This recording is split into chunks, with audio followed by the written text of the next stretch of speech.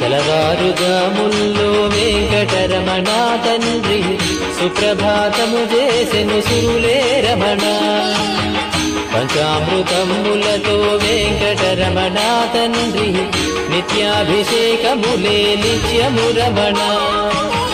భద్రమకుటంబుతోను వెంకటరమణ తండ్రి శంకు చక్రధారుడవే తిరుమల రమణ.